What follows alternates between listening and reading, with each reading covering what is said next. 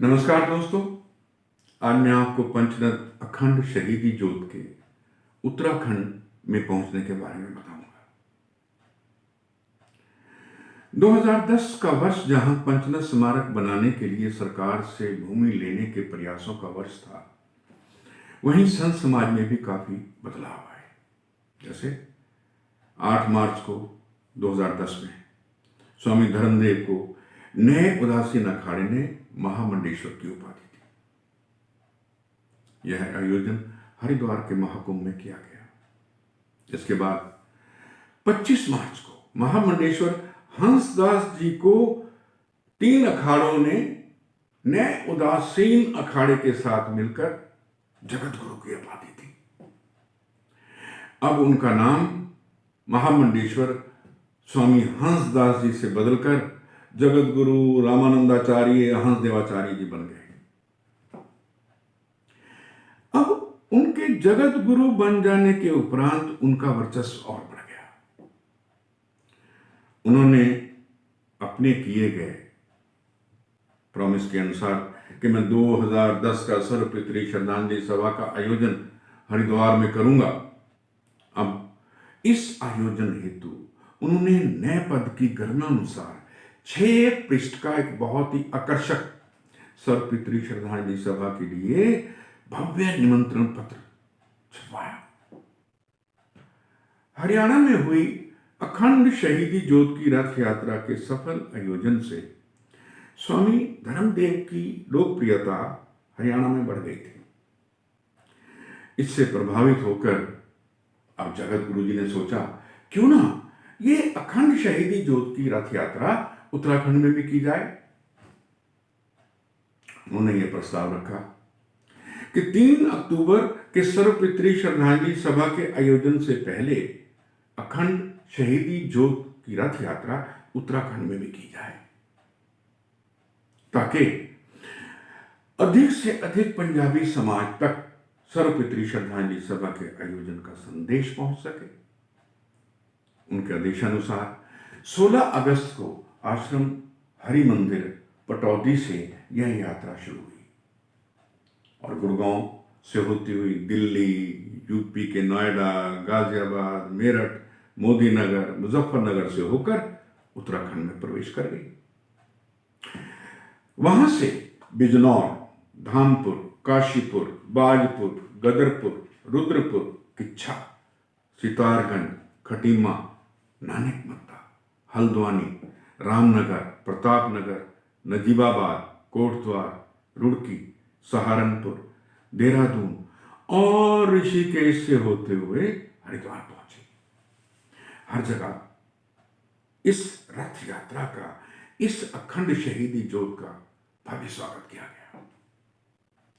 इस रथ यात्रा की एक विशेष उपलब्धि नानकमत्ता में बाबा तरसेम जी महाराज का अकाल तख्त अमृतसर से संपर्क साध हरिद्वार में 5 दिन अटूट लंगर और सिख भाइयों की ओर से कार सेवा का दायित्व को स्वीकार करना रहा। इसका श्रेय मैं श्री राजीव घई को देना चाहता हूं। एक बार हरिद्वार में बुलाई गई विशेष बैठक में राजीव घई ने एक ये प्रस्ताव रखा कि क्यों ना हम इस बार सरदार भाइयों को भी अपने साथ जोड़ें। हम उनसे, उनके गुरुद्वारों में, उनके मुख्य ग्रंथियों से, जत्थेदारों से मिलकर बात कर सकते हैं और इसको आगे बढ़ाया जा सकता है। मुझे यह प्रस्ताव बहुत पसंद आया, बहुत ही अच्छा लगा। 1947 से पहले तकरीबन हर हिंदू घर के बड़े लड़के को सरदार बनाया जाता था। 1947 के बाद ये प्रथा खत्म हो गई। मुझे लगा यदि हम, क्योंकि हम एक ही पेड़ की 2 शाखाएं हैं, यदि हम दोनों इकट्ठे मिल जाएं, चाहे सांझे दुखों के कारण ही एक मंच पर आ जाएं, तो इससे अच्छी बात और क्या हो सकती है। उनके प्रस्ताव को अखिल भारतीय पंचनद स्मारक समिति की केंद्रीय कार्यकारिणी ने और पंचनद प्रमुख श्री अश्विनी जी ने बहुत सराहा। इस संदर्भ में राजीव घई जी मुझे कोटद्वार गुरुद्वारे भी ले गए। वहां सिख भाइयों ने हमारा बहुत स्वागत किया, सम्मान किया। गुरुद्वारा में हमें सरोपा दिया गया। मुझे आज भी वो दिन याद है। एक बात और भी याद है, मैं जगत गुरु जी के साथ बंगला साहब गुरुद्वारा दिल्ली में भी जत्थेदार बचन सिंह जी से मिला। वृद्ध शरीर पर चेहरे पर तेज। बहुत अच्छा लगा उनसे मिलकर। और उन्होंने भी पंचनद के संघर्ष में अपना साथ देने का आश्वासन दिया।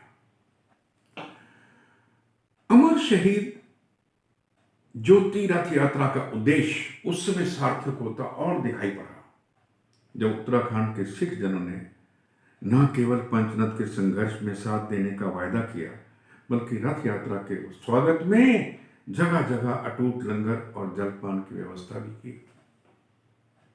यह रथ यात्रा को अभूतपूर्व बना दिया। सप्ताह भर हुई इस रथ यात्रा में स्वामी धर्मदेव के साथ डॉक्टर राम आहूजा और राजीव घई जी सतत रहे और बीच बीच में जगत गुरु हंसदेवाचार्य जी, एक बुजुर्ग श्री राममूर्ति वीर जी जो पंजाबी उत्तराखंड के संस्थापक भी हैं, और सुभाष कोहली जी भी, राम प्रकाश सिट्टी भी मुझे याद आ रहे हैं। जरूरत अनुसार वो भी हमारा साथ देते रहे। सर्वपितृ श्रद्धांजलि सभा का निमंत्रण देने अखिल भारतीय पंचनद स्मारक समिति का शिष्टमंडल जब देहरादून में सीएम पोखरियाल निशंक से मिला तो उन्होंने पंचनद की इस कार्यशैली की सराहना की और अपना भरपूर सहयोग देने का आश्वासन भी दिया, घोषणा की। रथ यात्रा को हरिद्वार के बाजारों में से जाते हुए हर की पौड़ी पर ले जाया गया जहां इसका समापन होना था। वो दृश्य देखने के काबिल था। यह पुरखों की अखंड ज्योत का ही प्रताप था, प्रभाव था कि उसने उत्तराखंड के सिख जन और हिंदू समाज को एक मंच पर लाके खड़ा कर दिया। उत्तराखंड के सिख समाज का साथ मिलने के उपरांत हमारा उत्साह बहुत बढ़ गया। इस आयोजन के लिए अब उन्होंने एक बहुत ही सुंदर नयनाभिराम जत्थेदारों और संतों का एक पोस्टर छपवाया 2.5 बाई 3 का। इसमें जगत गुरु जत्थेदार बलवंत सिंह जी तख्त दमदमा साहब, जत्थेदार इकबाल सिंह जी तख्त पटना साहब, जत्थेदार कुलवंत सिंह जी तख्त हजूर साहब, जत्थेदार बाबा तरसेम सिंह जी गुरुद्वारा श्री नानक मत्ता सितारगंज, जत्थेदार बाबा बचन सिंह जी गुरुद्वारा बगना साहब दिल्ली, जत्थेदार त्रिलोचन सिंह जी तख्त केशगढ़, जत्थेदार गुरबचन जी अकाल तख्त अमृतसर, स्वामी देवानंद जी महामंडेश्वर, स्वामी धर्मदेव जी महामंडेश्वर, स्वामी जगदानंद जी महामंडेश्वर, स्वामी रिजकदास जी सहारनपुर से, महामंडेश्वर स्वामी विवेकानंद जी हरिद्वार के, पूज्य धर्मदास जी महाराज डेरा बाबा भूमन शाह सिरसा वाले, इन सब ने आने का आश्वासन नहीं दिया, प्रॉमिस किया, वायदा किया कि हम जरूर पहुंचेंगे। सबके आने की स्वीकृति उपरांत ही ये पोस्टर छपवाए गए। बहुत ही एक भव्य आयोजन का हमारे सामने का मंजर था। पर कहते हैं ना, होने को कुछ और ही मंजूर था। आज बस इतना ही। नमस्कार।